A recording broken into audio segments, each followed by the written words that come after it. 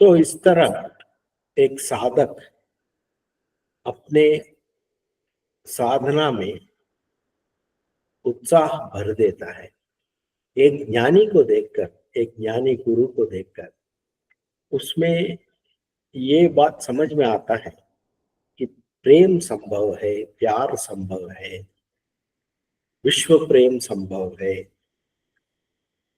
ऐसा ज्ञानी को, गुरु को देखकर साधक में भी इस संभावना का उत्साह भर देता है।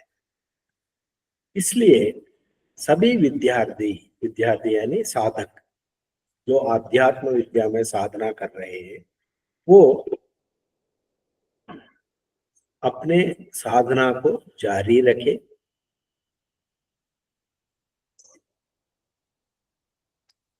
जी इस मार्ग में साधक हमेशा ये याद रखना चाहिए कि मैं आत्म स्वरूप हूं, मैं आत्मा हूं। इस बात को साधक हमेशा याद रखना चाहिए। मैं साधक हूं, मैं आत्म स्वरूप हूं, मैं आत्मा हूं, मैं ब्रह्म स्वरूप हूं। इस बात को याद रखना चाहिए। जी और हमेशा अपने शरीर और मन को ऑब्जर्व करते रहना चाहिए। शरीर और मन को ऑब्जर्व करना चाहिए। विटनेस, साक्षी की तरह रहना चाहिए। मन में क्या चल रहा है, हमको किसी ने कुछ कहा तो हमारे मन कैसे विचलित हो रहा है, उसको देखना पड़ेगा, उसको ऑब्जर्व करना पड़ेगा। जी अगर हमको किसी वस्तु को देखा है तो हम में डिजायर पैदा हुआ है, एक तमन्ना पैदा हुआ है, तो मन कैसे उछल कूद करता है, उसको देखना पड़ेगा। ये सब साक्षी की तरह देखना पड़ेगा।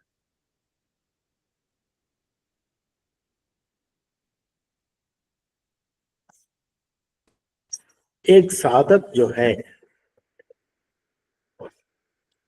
जी उसमें और ज्ञानी में जो फर्क है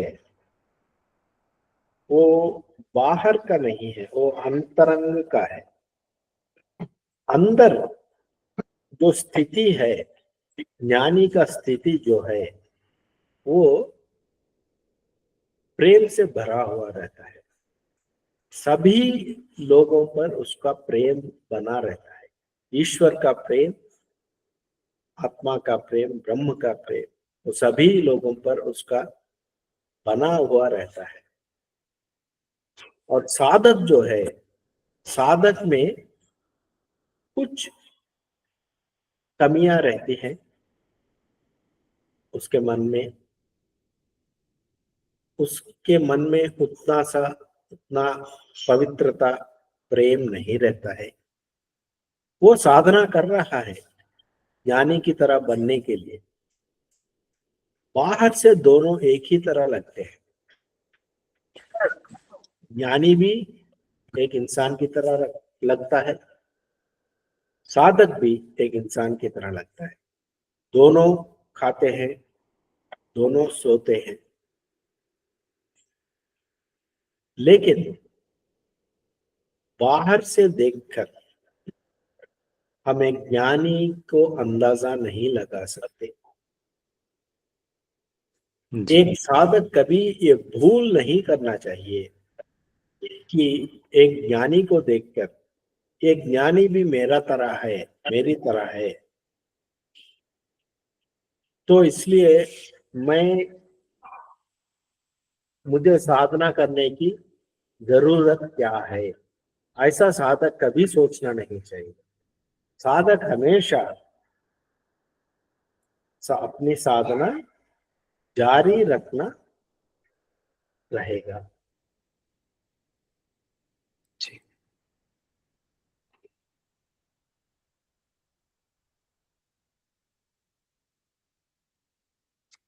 हम एक साधक है, हम सब। हमने एक लक्ष्य को रखा है हमारे मन में कि हमको आत्मज्ञान चाहिए, ब्रह्म ज्ञान चाहिए, ईश्वर की प्रेम चाहिए। ऐसा हमने हमारे मन में एक लक्ष्य रखा है। और हम, अगर कोई लक्ष्य रहता है तो हम उस लक्ष्य को प्राप्ति करने के लिए साधना करते हैं। जब कोई साधना करता है तो उसको रास्ते में, मार्ग में कई मुश्किलें की सामना करना पड़ता है। वो मुश्किलें आते हैं, फिर भी ये साधक उसको छलांग मार के आगे चलना पड़ता है। उस मुश्किलों का सामना करना पड़ता है, उसको पार करके अपने लक्ष्य की ओर जाना पड़ता है। उत्साह से आगे चलना चाहिए। जी। ये जो हमने इस कौपीन पंचकम हमने पढ़ने की कोशिश कर रहे हैं, ये श्री शंकराचार्य ने कौपीन पंचकम लिखा है। उस कौपीन पंचकम के ऊपर एक गुरु है, जो उसका नाम है श्री तत्वविदानंद सरस्वती। उसने तेलुगु में, तेलुगु लैंग्वेज में, तेलुगु भाषा में इस बुक लिखा है। उसको मैं पढ़ रहा हूँ, हम सब साधक हैं, मैं पढ़ के आपको सुना रहा हूँ हिंदी में। ये सब जो भी मैं बोल रहा हूँ, ये श्री तत्वविदानंद सरस्वती जी के बोलने की तरीका है। मैं उन्हीं से ये बुक पढ़ के सीखा हूँ और उन्हीं के वाक्य मैं आपको बता रहा हूँ हिंदी में। जी। ये जो है, ये जो ज्ञान है, ये शंकराचार्य से हमको मिला है। और शंकराचार्य और उसको श्री तत्वविदानंद सरस्वती तेलुगु में लिखा है, जो हम पढ़ रहे हैं और आपको हिंदी में बोल रहे हैं। अभी मैं पहला पंचकम मीन्स 5 वर्सेस, 5 वर्सेस, उसमें पहली वाली मैं पढ़ता हूँ अभी। ये शंकराचार्य की कौपीन पंचकम से पहली वाली दोहा है। वेदांत वाक्येषु सदा रमन्तः भिक्षान्न मात्रेण च तुष्टिमन्तः विशोकम अंतःकरणे रमन्तः कौपीनवन्तः खलु भाग्यवन्तः।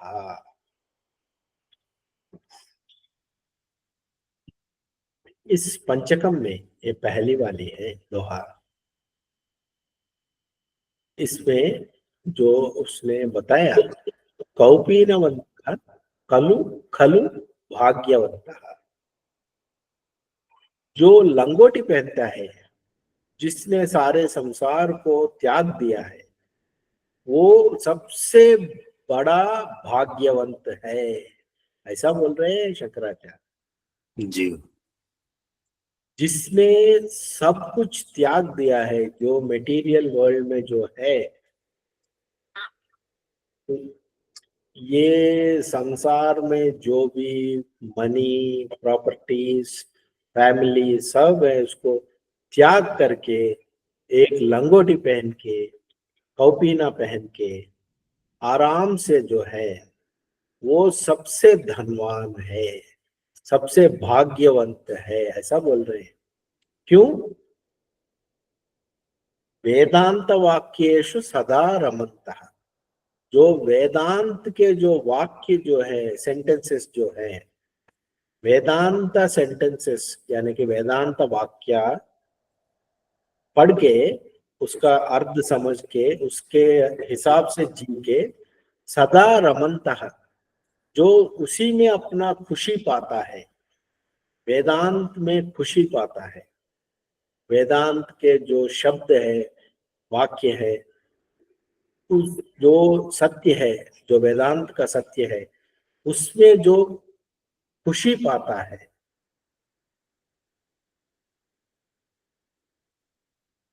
वो वो आदमी, वो संत भिक्षान्न मात्रेण च तुष्टिमन्तः। भिक्षान्न, जो भिक्षा करके जो मिलता है, भिक्षा कौन देता है? कोई माता जी देती है, वो ईश्वर से प्राप्त हुआ है। जो भिक्षा लेके जो मिलता है, यादृच्छिकम, जो उसने कोई प्लान नहीं किया, जो किसी माता जी ने पका के दिया है, भिक्षा दी है, जो भी मिला है उससे खुश है, संतुष्ट है, तुष्टि है, संतुष्टि है।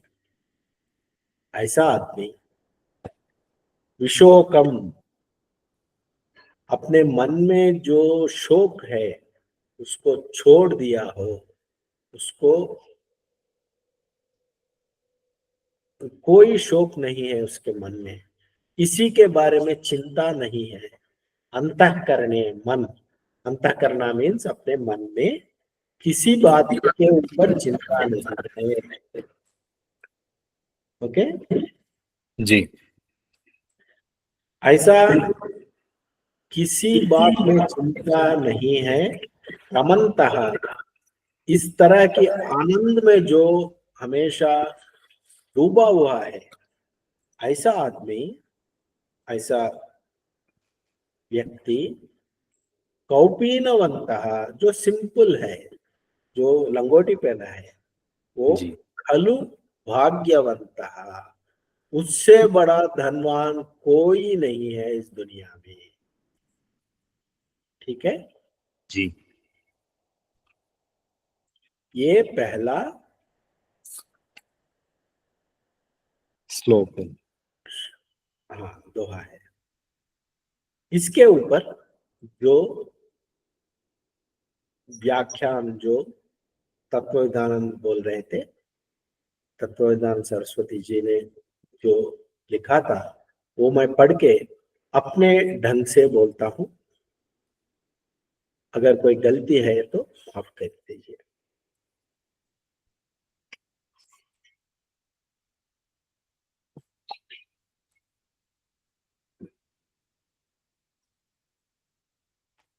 जो महात्मा रहते हैं, महात्मा लोग रहते हैं, सिद्ध पुरुष रहते हैं, जो साधु संत रहते हैं, उनका जो वस्त्र धारण है, उनका कपड़े पहनने की जो तरीका है, वो बहुत सिंपल रहता है।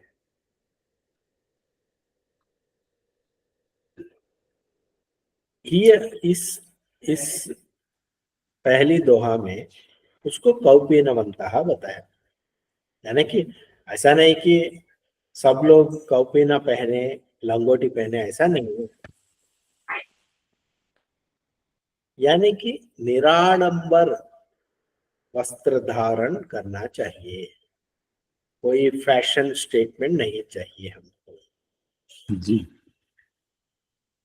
ये ज्ञानी लोग जो रहते हैं, महात्मा लोग जो रहते हैं, संत लोग जो रहते हैं, वो अति साधारण निराडंबर जीवन शैली रखते हैं। उनका ज्ञान बहुत बड़ा है। उन लोगों को, उन संत लोगों को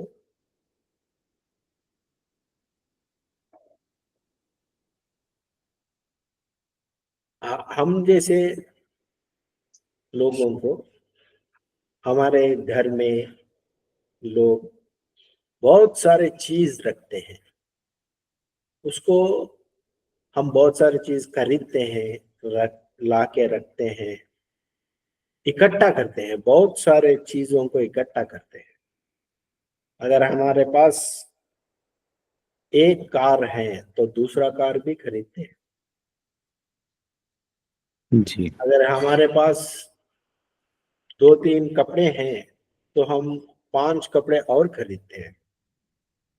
लेकिन ये ज्ञानी लोग जो होते हैं वो उतना ही रखते हैं जितना की जरूरत हो।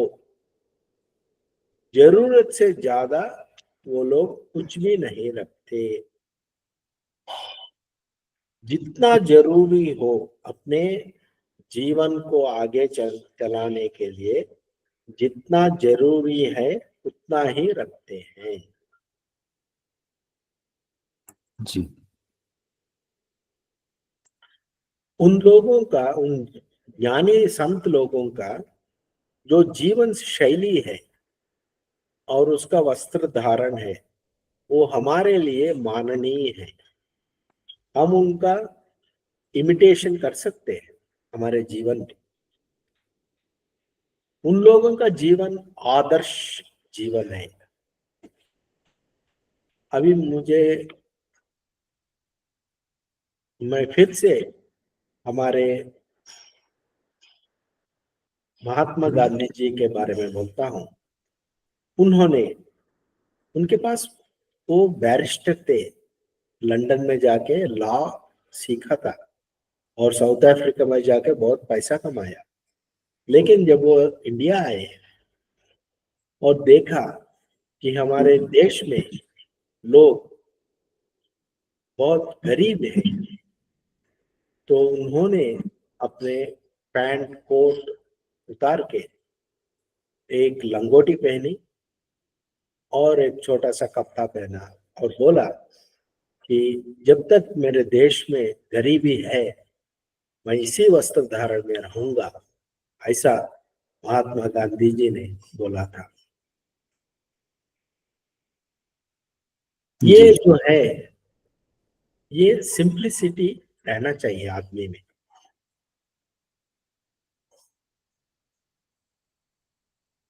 इसका मतलब ये नहीं कि हम गरीबी गरीब रहना चाहिए। इसका मतलब ये नहीं कि हमको गरीब रहना चाहिए।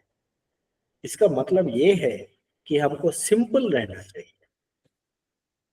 हमारे अंदर वैराग्य भावना रहना चाहिए। इसका मतलब ये है, हमें वैराग्य रहना चाहिए। वैराग्य क्या होता है? वैराग्य का मतलब होता है, देखिए, लोग बहुत ऑस्टेंटेशियस रहते हैं, यानी कि आडंबर रहते हैं। एक कार है तो दूसरा कार खरीद लो, उसके पास एक बड़ा सा कार है तो हम उससे भी बड़ा कार खरीद लो। इस तरह लोग बहुत एक आडंबर रहते हैं। जी लेकिन वैराग्य का मतलब होता है जितना जरूरी है जीवन को आगे चलाने के लिए, जितना जरूरी है उतना रखो, बस उसमें उसी में खुश रहो। और जो वक्त मिला है उस वक्त को भगवान के बारे में सोचो, भगवान की आराधना करो, ईश्वर से प्रेम रखो और अपने दूसरे लोगों से प्यार करो, प्रेम से रहो। इस तरह का जीवन शैली रखना चाहिए। जो लोग जितना अवसर है, जितना जरूरी है उतना ही रखते हैं और खुश रहते हैं, संतुष्ट रहते हैं, तृप्ति से रहते हैं, वही लोग भाग्यवंत बोलते हैं। उन्हीं लोगों को भाग्यवंत बोलते हैं। ऐसा नहीं कि सभी लोग संत लोग बन जाएं और लंगोटी पहन के घूमे। इसका मतलब ये है कि जो आप अगर गृहस्थ है, अगर घर में रहते हैं, शादीशुदा है, तो भी आप भी जितना कम से कम में गुजारा कर सके उतना कम से कम में गुजारा कीजिए। जितना जरूरी है उतना ही सोसाइटी से लीजिए और अपना गुजारा कीजिए।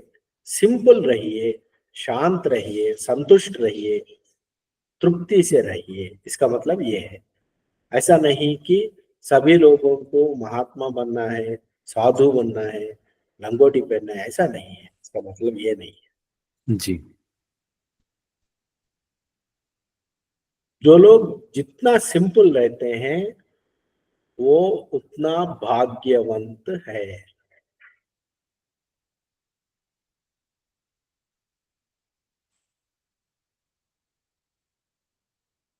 समाज में हम किसको भाग्यवंत बोलते हैं? जिसके पास ज्यादा पैसा हो, जिसके पास सोना चांदी हो, घर हो, खेती बाड़ी हो, पैसा हो, ऐसे लोगों को भाग्यवंत बोलते हैं समाज में। लेकिन असली भाग्यवंत जो वो होता है जो कम से कम में गुजारा करे, जितना चाहिए जरूरी हो, और सिंपल रहे, संतुष्ट रहे, तृप्ति से रहे, वही सच में भाग्यवंत कहलाता है। जी। संसार में जो अनुरक्ति रखते हैं, संसारी, जिसको संसारी बोलते हैं, जो दुनियादारी लोग हैं,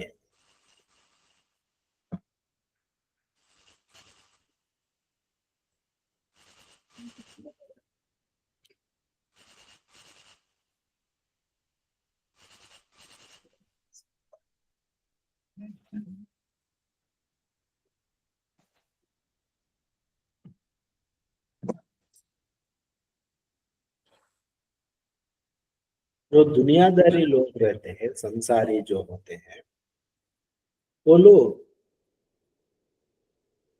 जी। वो लोग उन लोगों की पूजा भी ऐसा होता है। वो व्रत करते हैं, यज्ञ करते हैं, होम करते हैं, होम करते हैं, दान देते हैं। इन सब का एक ही मकसद होता है, हे भगवान मुझे और पैसा दो। ऐसा ही रहता है उन लोगों का पूजा। जी।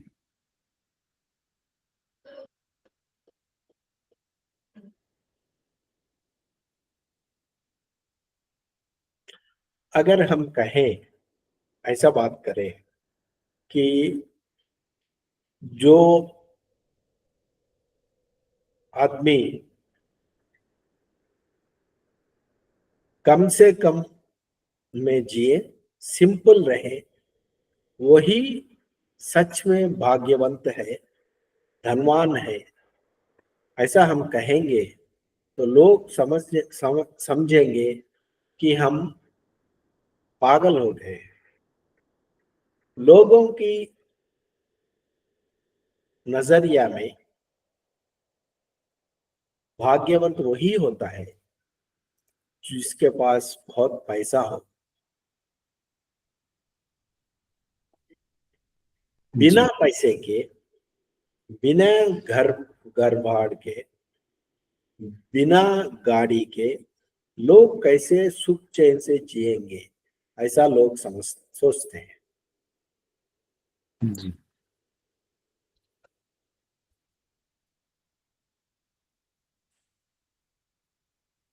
अगर आप दुनिया को देखेंगे, अब देखिए दुनिया को, लोगों के पास सब कुछ रहता है। हम्म। घर रहता है, पैसा रहता है, खेती रहती है, लेकिन उनके मन में झांक के देखिए, मन में कुछ कमी रहता है। वो कभी संतुष्ट नहीं रहते, कभी आनंद नहीं रहते, सुख से नहीं रहते, चैन से नहीं रहते। जी। अगर पैसा बढ़ रहा है, जितना ज्यादा पैसा है उतना हम खुश रहेंगे, ऐसा अगर कोई सोचता है, क्या ये बात सच है, सत्य है कि जितना पैसा रहता है उतना हम खुश रहेंगे? क्या ये सत्य है? नहीं। नहीं। सत्य है या नहीं हम देखेंगे। जी। अगर जितना पैसा है उतना खुशी है, ये अगर हम मान लेंगे, तो जो साधु संत जो है, जो लंगोटी पहन के सिर्फ घूमते हैं, वो बहुत दुख में रहना चाहिए, लेकिन ये हम नहीं देख रहे हैं। साधु संत लोग बहुत आराम से रह रहे हैं, आनंद में है। जी। अगर ये बात सही है कि अगर पैसा नहीं है तो आनंद नहीं है, ऐसी बात सच है, तो हम गहरी नींद में, हमारे पास पैसा नहीं है तो हम गहरी नींद में दुख में रहना चाहिए, लेकिन गहरी नींद में हम बहुत सुखी रहते हैं। इसका मतलब है जब पैसा नहीं रहेगा तो हम बहुत सुखी रहते हैं। जी।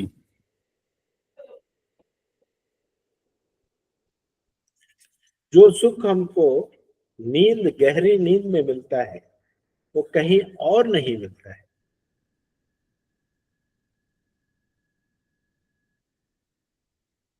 जो आदमी गहरी नींद सो जाता है, 6 घंटे 8 घंटे गहरी नींद सोता है, जब वह उठता है तो उसमें एक नई ऊर्जा पैदा होती है, बहुत रिफ्रेश हो जाता है, ताजा रहता है। इसका मतलब है गहरी नींद में हमको नई शक्ति मिलती है। यस। और गहरी नींद में पैसा कहाँ है? कोई पैसा नहीं है।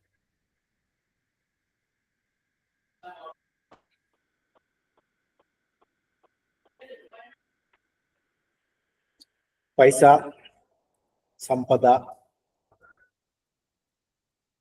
ये अगर जीवन को आनंदमय करता है, ये एक भ्रम है, एक माया है। जिसके पास ज्यादा पैसा हो, वो हमेशा एक डर में रहता है, कहीं चोर ये चुरा न ले जाए, कहीं गवर्नमेंट आके टैक्स न लगा दे, कोई और इसको चुरा के न ले जाए। ऐसी डरावनी सिचुएशन में रहता है।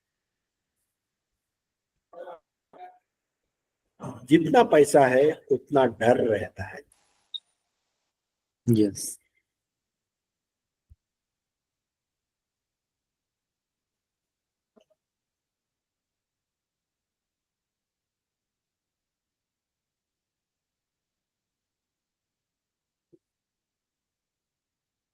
लोगों की दृष्टि में,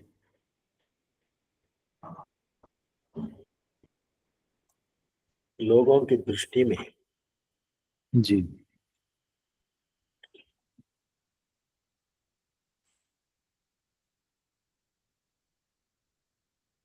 लोगों की दृष्टि में भाग्य वो होता है जो ज्यादा पैसा हो और जितना हम अपने इंद्रियों से, इंद्रिय यानी आंखें, कान, नाक, नासिका, eyes, ears, nose, throat, skin, tongue, यानी कि जितना ये विषय भोग हम एंजॉय करते हैं, उतना हम भाग्यवान है, ऐसा लोग सोचते हैं। लेकिन ये गलत बात है। इस विषय में शंकराचार्य की दृष्टि अलग है। शंकराचार्य अलग सोचते हैं। उनका जी दृष्टि है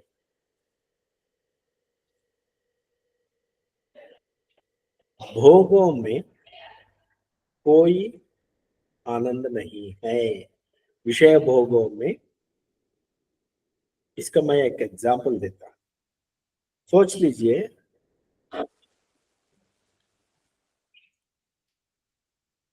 हम समझते हैं कि एक टेस्टी फूड इज गुड,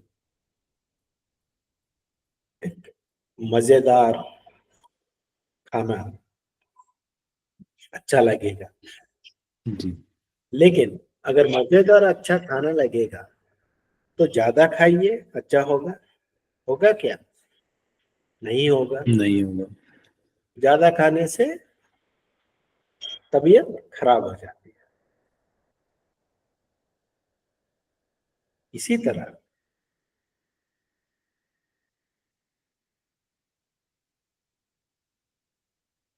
हर कोई विषय भोग में ऐसा ही होता है। देखिए, लोग समझते हैं मैं वो म्यूजिक सुनता हूँ, मुझे अच्छा लगता है। जी अगर ज्यादा सुनेंगे तो क्या होगा? कान फट जाएंगे। इस तरह लोग हमेशा उनके पास जो शक्ति है वो हमेशा विषय भोगों में इस्तेमाल करते हैं। विषय भोगों के एंजॉयमेंट में करने के लिए इस्तेमाल करते हैं। जी और इतना ही नहीं, उन लोगों को ये भी चाहिए कि अगर मैं मर जाऊं तो मरने के बाद मैं स्वर्ग जाऊं। उन लोगों का ये तमन्ना सिर्फ इस दुनिया के बारे में नहीं, दूसरे दुनिया के बारे में भी यही तमन्ना है। मैं स्वर्ग को जाऊं और स्वर्ग में पूरा एंजॉय करूं। जी इसलिए मैं ये पूजा कर रहा हूँ, ओ भगवान, मैं मरने के बाद मुझे स्वर्ग ले जाओ, मुझे एक अच्छा सा जिंदगी दो, इस दुनिया में दो और उस दुनिया में भी दो। यही है लोगों की तमन्ना।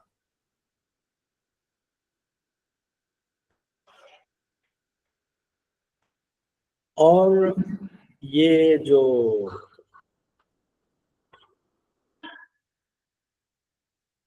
इंद्रियों की सुख है, सेंस प्लेजर्स जो है, इस सेंस प्लेजर्स को एंजॉय करने के लिए हमको इंसान आदमी बनने की जरूरत नहीं। एक एनिमल भी एंजॉय करता है, एक जानवर भी एंजॉय करता है। देखिए, एक कुत्ता को आप खाना खिलाओ तो वो भी बहुत एंजॉय करता है।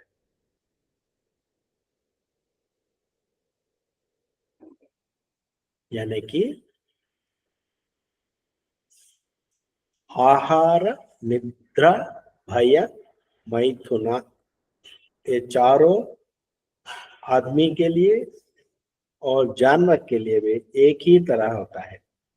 आहार यानी फूड, निद्रा जी यानी स्लीप, भया यानी फियर, मैथुना यानी सेक्स। ये चारों आदमी के लिए और जानवर के लिए एक ही होता है। तो आदमी का विशेष क्या है? क्या उसका बड़ापन है?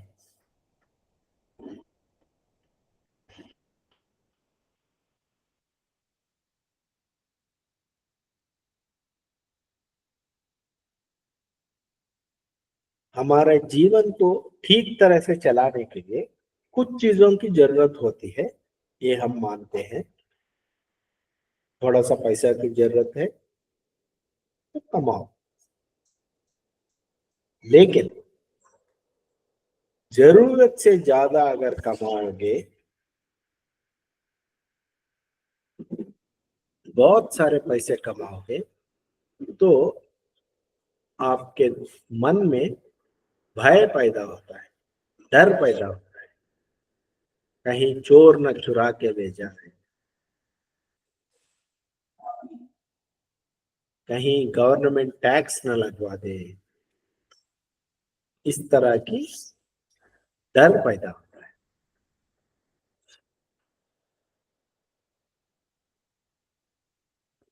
इस तरह के डर, भय का जड़ है जरूरत से ज्यादा कमाना।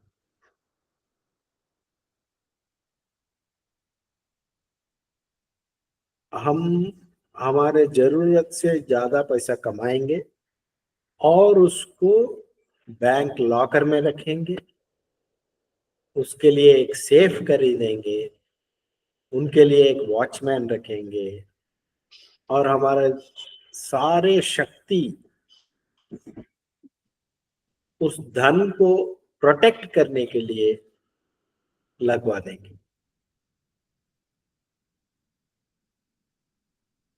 ठीक। हम डर से जिएंगे और एक वॉचमैन को रखेंगे, और इसमें यह भी है कहीं ये वॉचमैन चोरी न करे, ये डर भी रहता है। जी। ठीक है, तो इस तरह डर डर के जीते रहेंगे। हमारे सारे शक्ति उस पैसे को जुटाने में और प्रोटेक्ट करने में लगा देते हैं। जी। हमारे मन उसी पैसों के ऊपर रहता है। यस। अब शांति कहाँ से मिलेगी?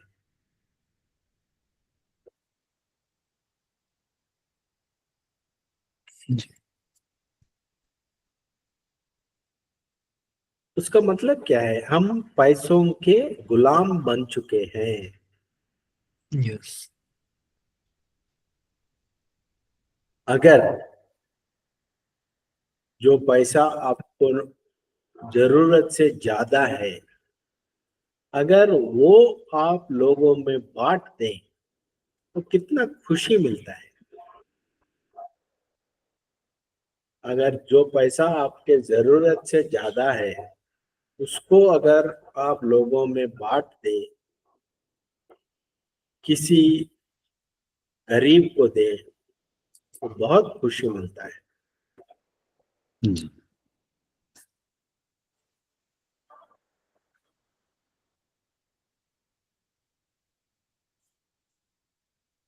देखिए, आप कहीं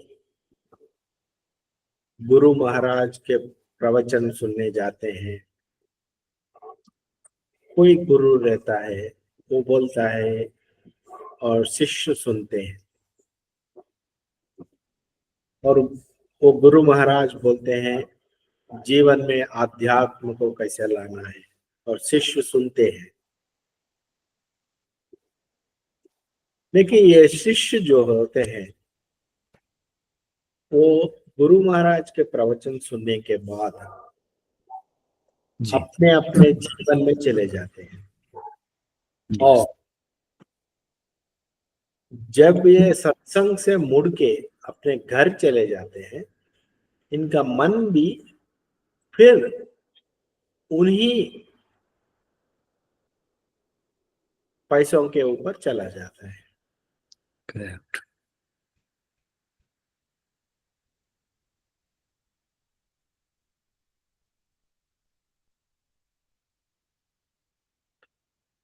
देखिए, अगर किसी आदमी वो गुरु महाराज के प्रवचन सुन के ये बात समझ ले कि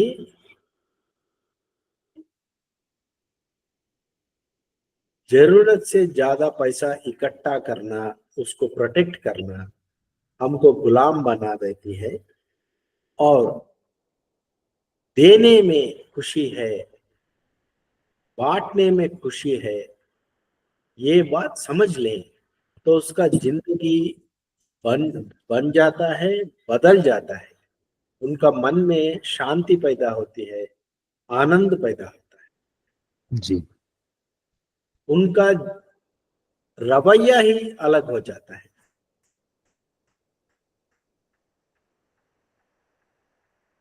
यस।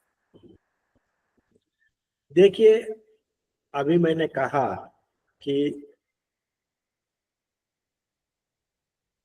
जरूरत से ज्यादा पैसों को बांट दीजिए और जरूरत से ज्यादा पैसा कमा के बैंक लॉकर में रखने से डर पैदा होता है। ये दो अलग चीज है। एक है त्याग, त्याग बांटना, दे देना। दूसरा है लेना।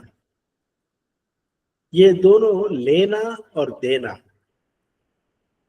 हमको ऐसा लगता है कि ये करने वाली चीज है, लेकिन आप इसके पीछे जो मन में जो होता है, लेने से मन में क्या होता है, देने से मन में क्या होता है, ये समझेंगे तो आपको समझ में आएगा।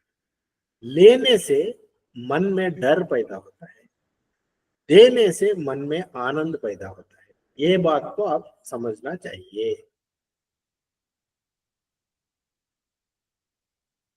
यस। देखिए, त्याग, त्याग का मतलब देना, बांटना।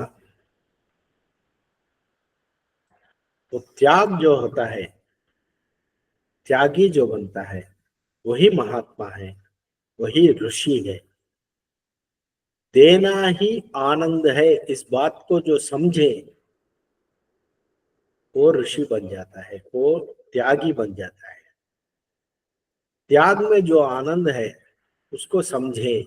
यही हमारे ऋषियों की परंपरा है, ऋषियों की दिया हुआ वचन है, ऋषियों की दिया हुआ संपदा है। देने में खुशी है, यही ऋषि वाक्य है। हमारे वेद ज्ञान जो है इसी बात को बोलती है। त्याग करो, त्याग करने से आनंद मिलता है, यही वेदों का सार है।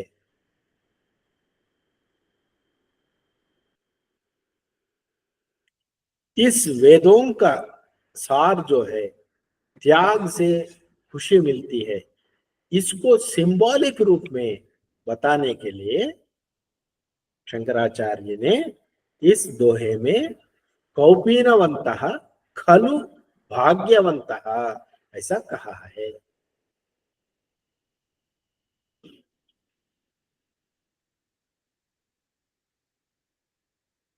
ऐसी महावाक्य जो होते हैं उनको शंकराचार्य जैसे महात्मा ही कह सकते हैं, कोई और नहीं कह सकता है। हम्म। जी। जो लोग सत्य को जानते हैं, सत्य को जानने की कोशिश करते हैं, जैसे कि हम लोग कर रहे हैं, हम लोग साधक हैं, हम सत्य को जानने की कोशिश कर रहे हैं, हम लोगों को ऐसी वाक्य, ऐसी सेंटेंसेस बहुत अच्छे लगते हैं। कौपीनवंतः खलु भाग्यवंतः, ये हमको, हमारे मन को बदल देता है जी। और हमारे मन में जो दुनियादारी है वो चला जाता है।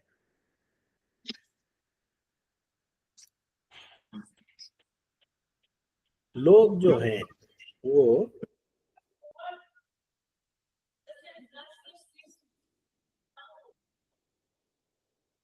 लोग जो होते हैं और कई तरह के बात सुनते हैं,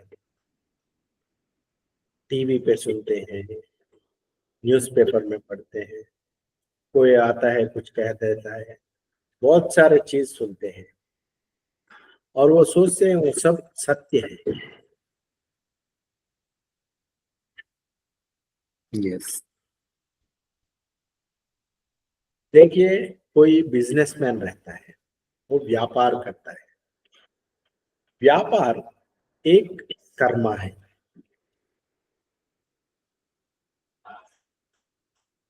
जी। अभी मैं आपसे पूछता हूँ, व्यापार क्यों करता है, क्या बोलेंगे आप?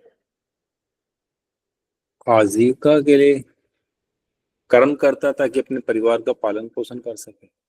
वो ठीक है, लेकिन व्यापार करने से लाभ मिलता है या नष्ट मिलता है? करेक्ट। जी। या तो फायदा होता है या नुकसान होता है। जी। करेक्ट। Yes, correct. लेकिन व्यापार से न तो फायदा होता है न नुकसान होता है। फायदा फायदा नुकसान होता है, वो बुक में रहता है। लेकिन व्यापारी के मन में क्या होता है? सुख और दुख रहता है। जी। अगर फायदा हुआ तो वो सुख महसूस करता है, नुकसान हुआ तो दुख महसूस करता है। तो व्यापार से क्या मिला आपको? या तो सुख मिला या तो दुख मिला। लेकिन हम क्या सोचते हैं, व्यापार से फायदा या नुकसान होता है, ऐसा सोचते हैं। जी। समझ में आया? जी। व्यापार से या तो सुख मिलता है या तो दुख मिलता है, ना कि फायदा और नुकसान। जी। समझ में आया? जी गुरु जी। इसका मतलब ये है, जिस तरह उसका मन है, समझ लीजिए उसको फायदा मिला है, लेकिन अगर वो उसके मन में संतोष नहीं है, तो उसका फायदा क्या है?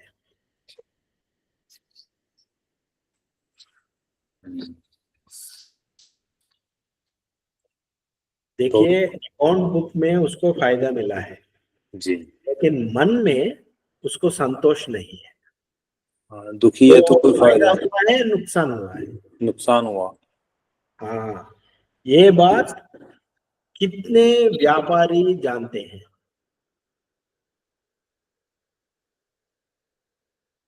ये बात जानने वाली बात है। जी। इसका मतलब क्या हुआ? जिसका मन संतोष हो, तृप्ति हो, उसका फायदा हुआ है, नुकसान हुआ है? उसका फायदा हुआ है। इसका मतलब ये है, कौपीनवन्तः खलु भाग्यवन्तः। बोलिए मेरे साथ, कॉपी न बनता। कौपीनवन्तः हल्लू भाग्य बनता। खलु भाग्यवन्तः। यानी कि जिसका मन में सुख सुख चैन शांति स्थिर हो, जिसको संतृप्ति हो, भगवान ने जो दिया है उससे सुख चैन से जिए, ईश्वर का देन जो है उससे संतुष्ट रहे, वही सुख है। जी।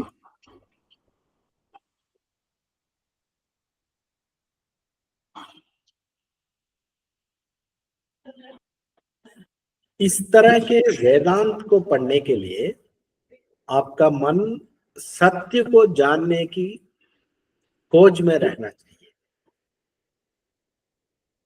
ये कोई पुराणों की तरह की स्टडी नहीं है, एक स्टोरी बताया और स्टोरी सुन लिए और घर चले गए, ऐसा नहीं है। आपको सत्य को जानना पड़ेगा।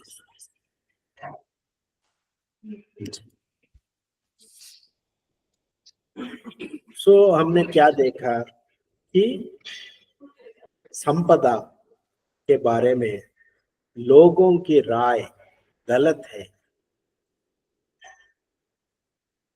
तो फिर संपदा किसको बोलते हैं? क्या है यह संपदा? संपत्ति क्या है? किसको संपत्ति बोलते हैं? जिसके पास वैराग्य है वही भाग्यवान है, उसी के पास असली संपत्ति है, संपदा है।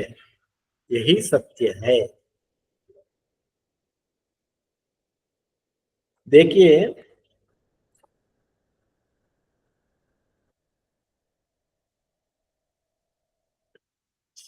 हम अभी एक छोटा सा ब्रेक लेते हैं। जी ठीक है, जी 5 मिनट का ब्रेक लेते हैं। जी अगर आपको कोई प्रश्न है तो पूछ लीजिए। जी। मैं 5 मिनट में आता हूँ गुरु जी, मैं भी। ठीक है। जी गुरु जी।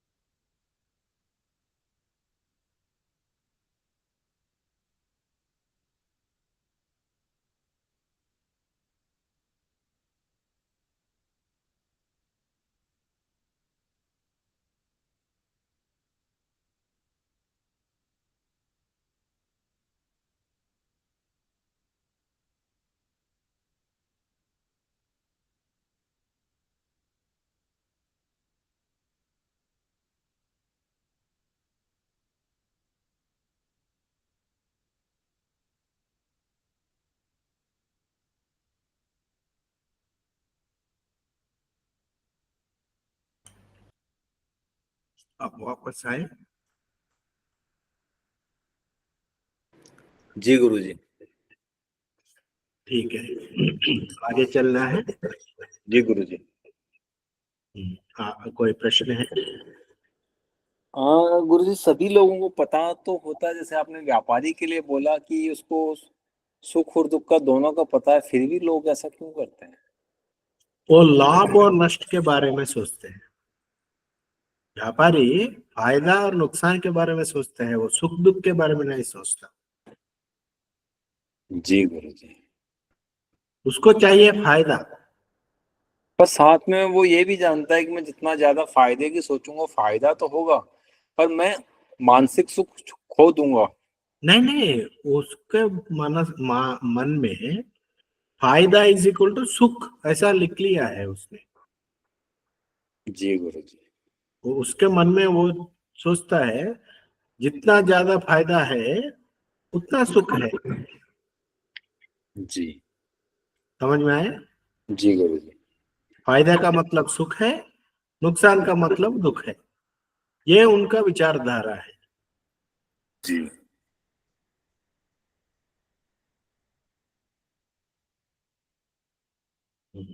ठीक है गुरु जी, आगे बढ़ते हैं। हम्म हाँ, क्लियर हुआ मेरा डाउट। हम्म। तो अभी हम यहाँ रुकते हैं और एक मेडिटेशन करते हैं, जी। 10 मिनट का। जी।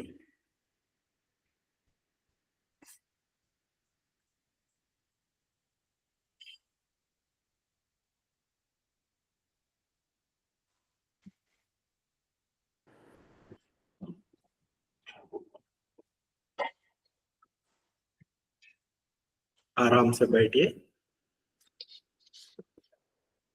क्लोज योर आइज, में आंखें बंद कीजिए।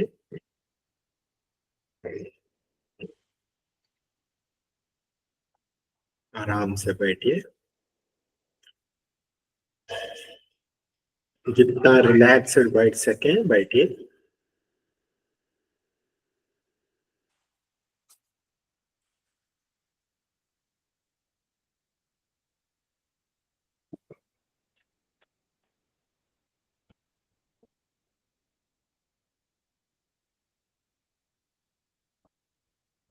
लेफ्ट लेग को रिलैक्स कीजिए,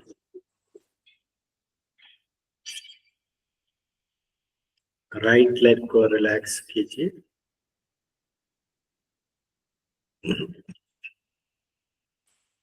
लेफ्ट हैंड को रिलैक्स कीजिए, राइट हैंड को रिलैक्स कीजिए।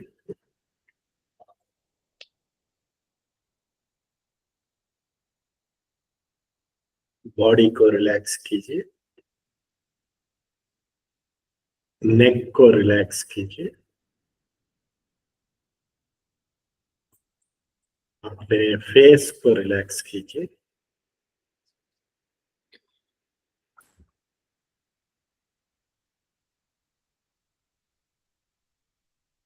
अपने आईब्रो सेंटर को रिलैक्स कीजिए।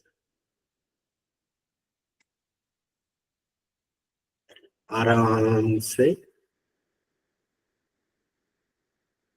ब्रीथिंग कीजिए।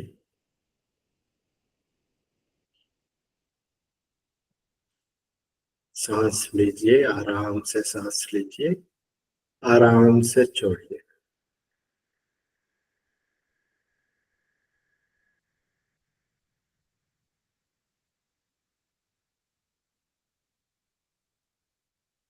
देखिए मन कितना शांत होता है।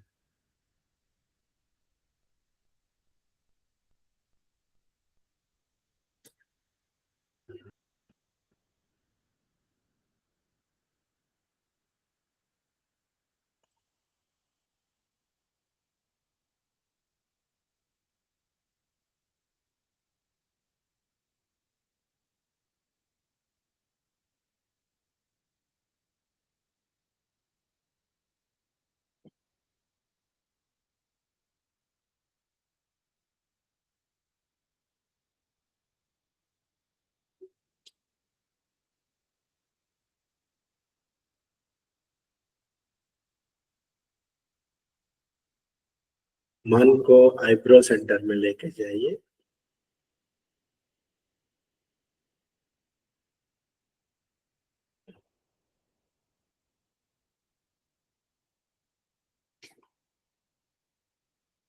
मन को अपने सर के ऊपर लेके जाइए।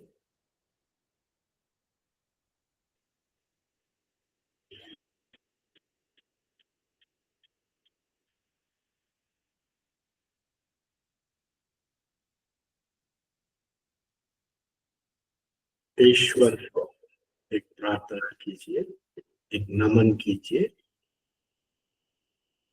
ईश्वर, हे ईश्वर, हे जगदीश्वर, हे परमेश्वर, मैं आपका हूँ और आप मेरे हैं।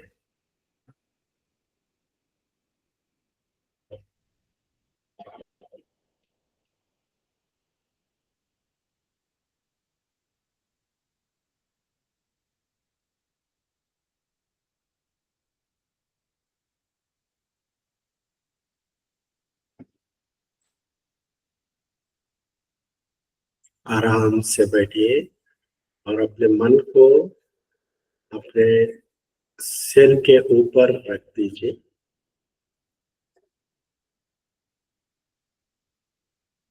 और ईश्वर से जुड़िए और बैठिए आराम से।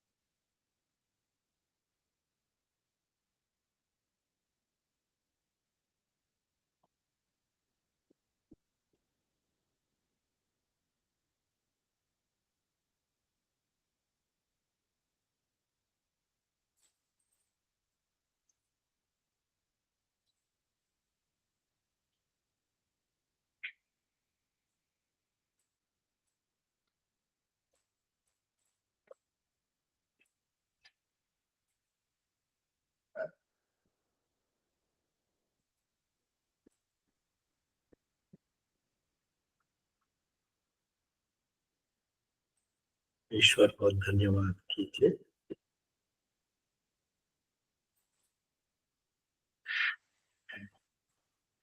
और आराम से ध्यान टेकोगे तो मन को शांति मिली। जी गुरु जी। अब अगर आपको कुछ कहना है तो आप कह सकते हैं। इस वक्त मन शांत है गुरु जी, बिल्कुल कोई विचार नहीं। तो आज जो हमने सीखा है उसको समझ में आया? जी गुरु जी।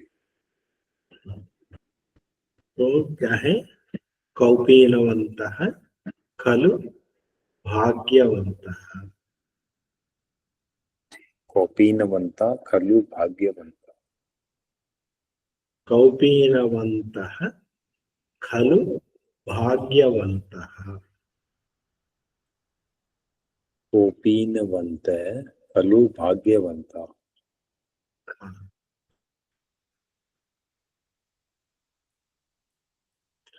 तो मैं ये दोहा फिर से दोहराता हूँ। ये अभी खत्म नहीं हुआ है जी। और 2-3 वीक्स चलेंगे तो देखते हैं क्या क्या करना है। जी गुरु जी। तो फिर से पढ़ते हैं इसको। जी। वेदांत वाक्येषु वेदांत वाक्येषु सदा रमन्तः सदा रमन्तः रमन्तः रमन्तः रमन्तः रमन्तः है नहीं हा हाँ रमन्तः भिक्षान्न मात्रेण दीक्षाम मात्रेण च च तुष्टिमन्तः तुष्टिमन्तः विशोकमन्तः करणे विशोकमन्तः करणे रमन्तः रमन्तः रमन्तः कौपीनवन्तः कौपीनवन्तः खलु खलु भाग्यवन्तः। भाग्यवन्तः।